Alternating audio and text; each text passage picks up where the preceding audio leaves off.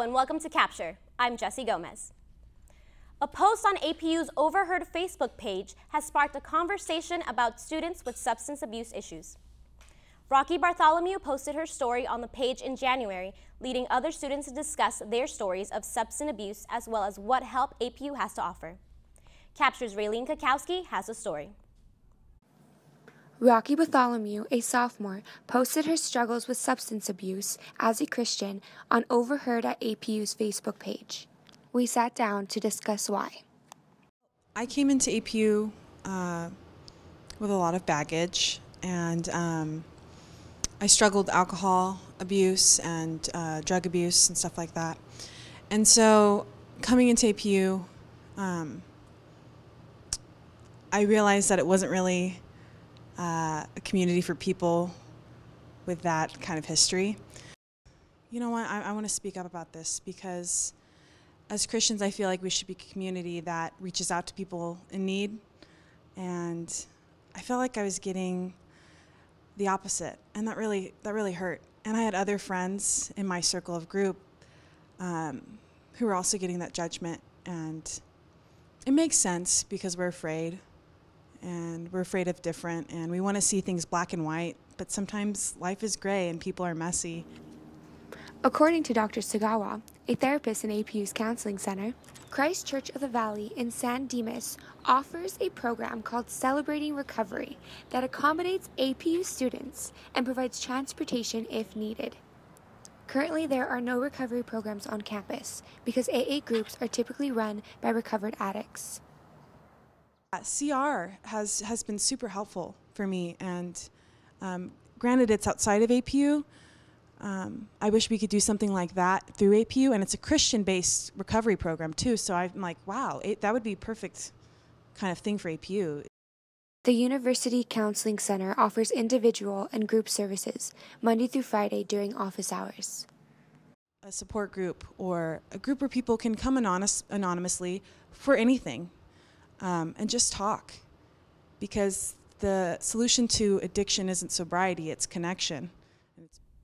For more information on programs and services from the university, visit www.apu.edu Counseling Center or call the office at 626-815-2109. Voting opens for student government positions tomorrow, February 20th. Emails will be sent out with a link to vote. Make sure to vote between the 20th and the 24th. Check back in next week for results and more information. APU is hosting its first ever TEDx event this semester. TEDx Azusa Pacific University will take place on Tuesday, April 7th in UTCC. The occasion will include multiple speakers to represent the APU community. 100 lucky participants will be able to experience TEDx in person. Additionally, the entire day will also be live streamed on the APU website. Check back to the TEDx APU website for more updates on the event. And now let's catch up on the sports headlines with John Root. Thanks, Jesse. In national news, the 2014 Little League World Series champions have been stripped of their title for using ineligible players. The Jackie Robinson West team out of Chicago, Illinois, was found guilty using a falsified boundary map and using players out of their designated area. Little League World Series officials have ruled that the team vacate all wins from the Little League International Tournament. The past few days have been filled with victories across the board for the Cougars. Let's take a look back with this week's score wrap-up. Men's and women's basketball each took a win over Chaminade Monday. The women beat the Silver Swords 86-62, improving to 16-9 overall, while the men won convincingly 86 and improved overall. Baseball swept and won the third game of the series 10-8 over Montana State Billings. And lastly, Acro and Tumbling sits at an even 1-1 after defeating Hawaii Pacific in comeback fashion, setting an APU record in the team event. Now looking ahead to one of the most anticipated Cougar sporting events of the year, Rivalry Weekend against Cal Baptist. Both APU men's and women's teams looked to avenge their road losses against the Lancers they suffered earlier this month.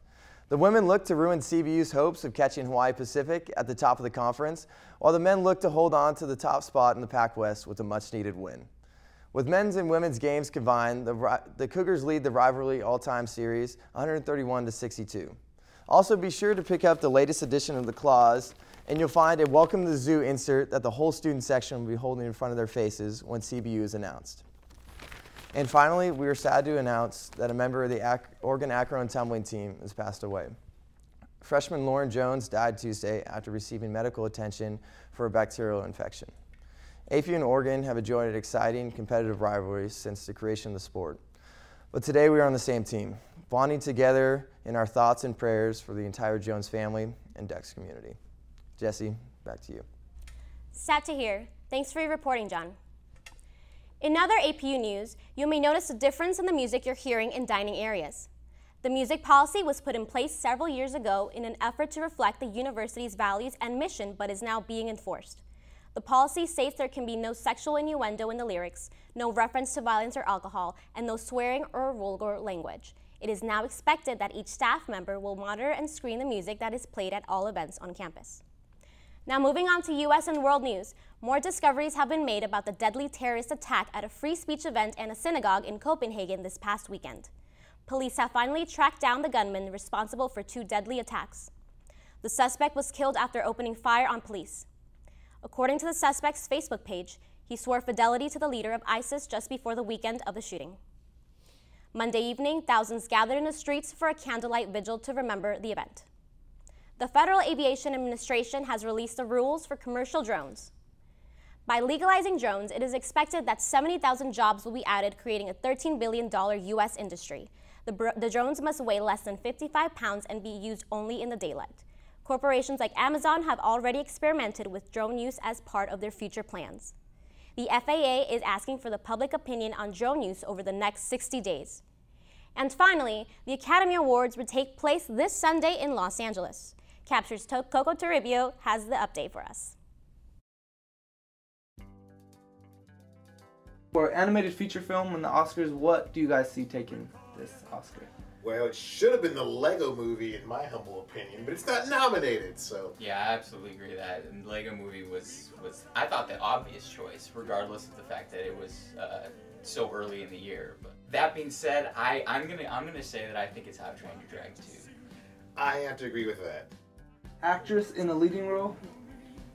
Oh, Julianne Moore for Still Alice. Yeah, Julianne Moore is gonna get that one. I think it's pretty obvious. She's in luck. Nobody's seen the film. No, it doesn't matter. But everybody agrees she's amazing. Yeah, it's kind of a weak category this year. An actor in a leading role? Oh boy. I want Keaton, and I almost want to say Keaton, even though I think that the odds are against him. Just a fraction against him, I think, right now. Yeah, but I mean, in a perfect world, I'd really be pulling for Bradley Cooper, because this is his 3rd acting nomination in a row.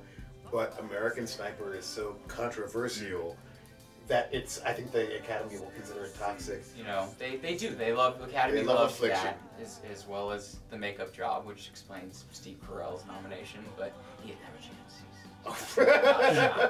No. But I want Michael Keaton for Birdman. I love Birdman quite a bit. I just think for the majority of the Academy, which tends to be old, like Forest Lawn old, I just think Birdman's too weird for them. And I think that Boyhood could win because, you know, is it a great story? No. But the process of making this film over 12 years, they admire the craft of that. That's all we have for today. Please remember to like us on Facebook and follow us on Instagram and Twitter at APU Capture. Thank you for watching Capture.